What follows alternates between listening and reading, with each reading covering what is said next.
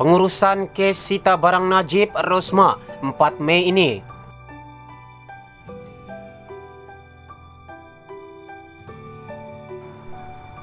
Pihak berkaitan dalam kes melibatkan rampasan barangan yang dikemukakan kerajaan terhadap bekas Perdana Menteri Datuk Seri Najib Tun Razak, keluarganya dan beberapa yang lain dijadualkan bertemu Hakim Mahkamah Tinggi bulan depan. Timbalan Pendaftar Mahkamah Tinggi, Catherine Nicholas berkata, Hakim Muhammad Zaini Mazlan sebelum ini menetapkan 23 Mac untuk pengurusan kes, namun tarikh berkenaan dilapangkan susulan Perintah Kawalan Pergerakan. Oleh itu, Mahkamah Tinggi menetapkan 4 Mei untuk pengurusan kes utama, katanya ketika dihubungi bagi mendapatkan perkembangan terkini kes tersebut.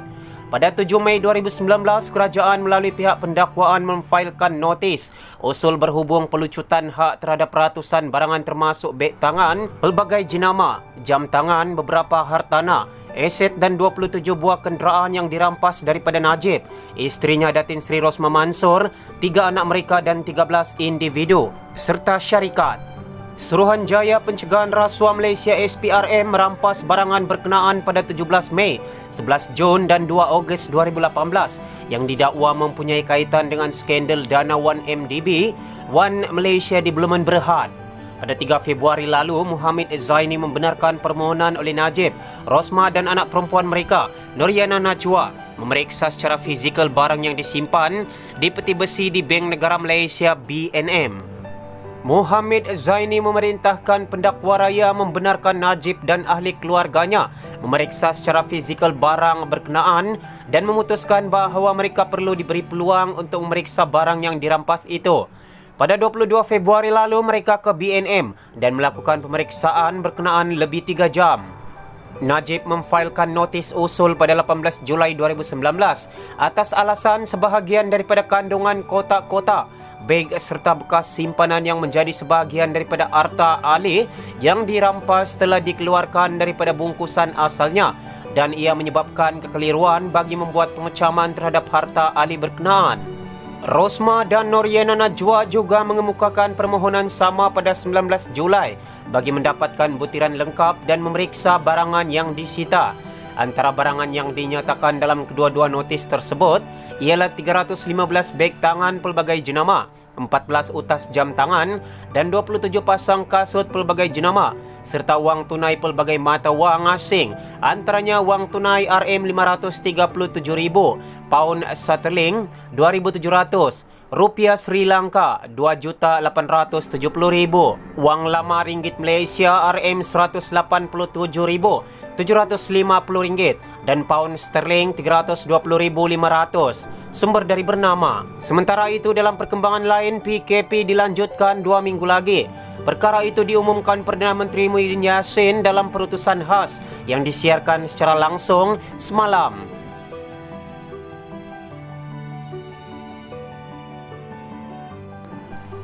Perintah Kawalan Pergerakan PKP akan dilanjutkan 2 minggu lagi sehingga 12 Mei. Perkara itu diumumkan Perdana Menteri Muhyiddin Yassin dalam perutusan khas yang disiarkan secara langsung. Saya ingin mengumumkan PKP yang dijangka berakhir pada 28 April akan dilanjutkan untuk tempoh 2 minggu lagi, iaitu sehingga 12 Mei katanya. Jelas Muhyiddin, dalam tempoh itu kerajaan akan menilai data-data terkini yang disediakan oleh Kementerian Kesihatan KKM untuk menentukan langkah seterusnya. PKP mula dikuatkuasakan pada 18 Mac lalu bagi membendung penularan COVID-19. Ini merupakan kali ketiga ia dilanjutkan. Sementara itu, Muhyiddin juga menyorot bahawa PKP juga kemungkinan dilanjutkan lagi sehingga Aidilfitri. Saya tidak menolak kemungkinan bahawa PKP akan dilanjutkan lagi selepas ini. Ini bermakna saudara-saudari mungkin tidak boleh menyambut hari raya di kampung. Saudara-saudari masih tidak boleh bekerja kecuali bagi mereka yang bekerja dalam sektor yang dibenarkan. Perniagaan juga masih belum boleh dibuka sepenuhnya, katanya. Bagaimanapun, kata Perdana Menteri, sekiranya kes COVID-19 terus mencatatkan penurunan yang ketara, kerajaan berkemungkinan akan melonggarkan kawalan pergerakan secara bertahap dalam beberapa sektor termasuk sektor sosial. Ini untuk membolehkan saudara-saudari menjalani kehidupan yang lebih selesa. Majlis Keselamatan Negara MKN sedang merangkas satu pelan yang menyeluruh mengenai perkara ini, katanya. Dalam perutusan khasnya malam semalam, Muhyiddin turut mengulangi pengumuman yang dibuat Menteri Kanan Ismail Sabri Yaakob sebelum ini. Ia berhubung keputusan kerajaan memutuskan untuk memberikan sedikit kelonggaran kepada pelajar yang terperangkap di kampus dan kebenaran perjalanan sekali untuk warga yang terperangkap di kampung ketika PKP mula dilaksanakan 18 Mac lalu. Beliau bagaimanapun menegaskan bahawa ia hanyalah sedikit kelonggaran dan perincian lanjut akan diumumkan dalam masa terdekat. Menurut beliau, ini adalah sedikit kelonggaran yang diberikan setakat ini. Saya ulang sekali lagi, sedikit kelonggaran, bukan terlalu longgar. Pelaksanaan kedua-dua langkah ini juga akan dipastikan teratur dan tidak menjejaskan usaha kita memerangi COVID-19, katanya. Setakat tengah hari tadi, Malaysia mencatatkan 5,603 kes kumulatif COVID-19 dengan 3,542 atau 63.2% daripada jumlah keseluruhan sudah pulih. Ini bermakna kes aktif di Malaysia sebanyak 1,966 kes. Setakat ini, 95 kematian berkaitan wabak itu direkodkan. Kita beralih ke perkongsian berita yang berikutnya. Bung akui UMNO Sabah terkilan tiada tempat dalam kabinet GLC. Pengerusi UMNO Sabah Bung Mokhtar Radin mengakui wujud rasa tidak puas hati dalam parti di negeri itu terhadap kerajaan persekutuan.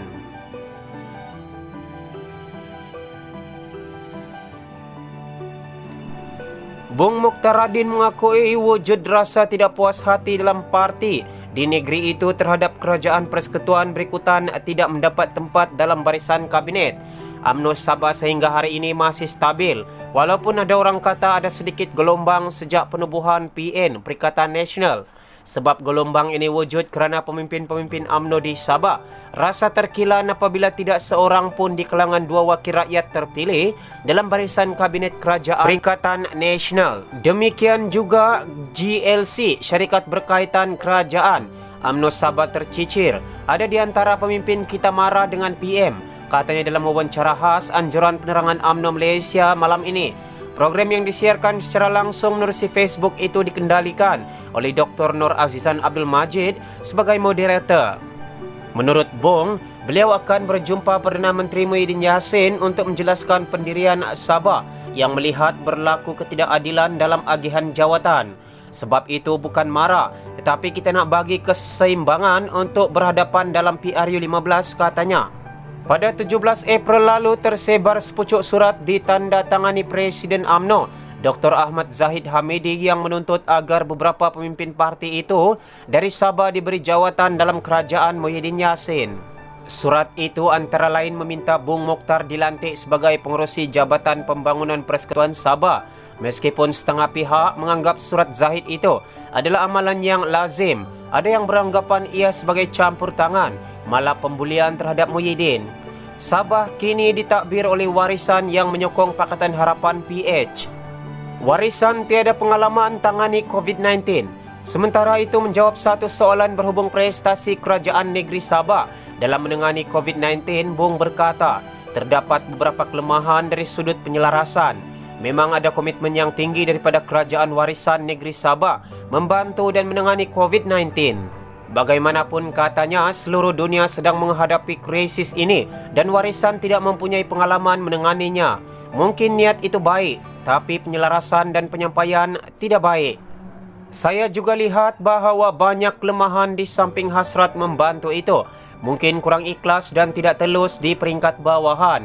Tetapi tidak juga boleh menyalahkan kerajaan Warisan kerana tidak ada pengalaman menangani krisis COVID-19, kata ahli Parlimen Kedabatangan itu. Ayo kita beralih ke perkongsian berita yang terakhir. Apalah salahnya jika VIP langgar PKP, tawar diri bayar denda? Pengerusi PKR Terengganu berkata layanan undang-undang yang berbeza antara rakyat biasa dan VIP terbabit jelas menunjukkan ketidakadilan. Pengerusi PKR Terengganu Azan Ismail berkata, layanan undang-undang yang berbeza terhadap pelaku kesalahan semasa Perintah Kawalan Pergerakan PKP jelas menunjukkan berlaku ketidakadilan. Katanya perkara itu boleh menghakis kepercayaan orang ramai terhadap integriti pihak berkuasa dan kerajaan. Denda yang dikenakan kepada rakyat sebanyak RM1,000 atau penjara amatlah berat dalam keadaan ekonomi menjerut leher rakyat bawahan. Lebih buruk lagi apabila layanan kepada pesala dibezakan dengan jurang yang amat ketara, kata Azan dalam satu kenyataan media. Baru-baru ini Timbalan Menteri Kesihatan Dr. Nur Azmi Ghazali dan Pesuruhanjaya PAS Perak Razman Zakaria menjadi sasaran kritikan orang ramai apabila dilihat melanggar PKP dalam satu program di Mahat Tahfiz di Lenggong, Perak. Polis Perak mendakwa VIP terbabit serta rombongan mereka telah menjaga jarak masing-masing ketika majlis tersebut. Nur Azmi dan Razman kemudian memohon maaf atas kehadiran mereka dalam majlis berkenaan dan kedua-duanya telah memberikan keterangan kepada polis. Turut dikaitkan dengan perbuatan melanggar PKP ialah Menteri Besar Terengganu yang juga naib Presiden PAS Dr. Ahmad Samsuri Mokhtar apabila berkunjung di kediaman bekas Menteri Besar Terengganu Ahmad Said. Selain itu, anggota Parlimen Lipis merangkap Timbalan Menteri Pembangunan Luar Bandar Abdul Rahman Muhammad dilihat menikmati jamuan tengah hari bersama rombongannya di sebuah rumah rakannya. Namun Abdul Rahman berkata, gambar yang ditularkan di media sosial itu disalah tafsir warganet dan menafikan ia adalah majlis sambutan hari lahir. Mengulas lanjut, Azan berkata, untuk meredakan rasa marah terhadap ketidakadilan undang-undang, VIP terbabit sepatutnya menawarkan diri untuk membayar denda berbanding hanya memohon maaf. Jika alasan tidak mampu membayar atau terlalu takut dan risau kehabisan duit untuk terpaksa meminjam wang, maka atas dasar sepatutnya semua rakyat dilayan sama rata, katanya. Azan secara menyindir berkata, pihaknya juga tidak keberatan untuk berusaha mencari sumber keuangan bagi membantu VIP-VIP tersebut. Malah saya yakin, masyarakat Malaysia yang secara umum pemurah dan saling menyayangi akan turut sama membantu, asalkan mereka tahu dan dapat pastikan layanan undang-undang di dalam negara ini dijamin adil dan sama rata di kalangan rakyat tanpa mengira darjat, kata Azan.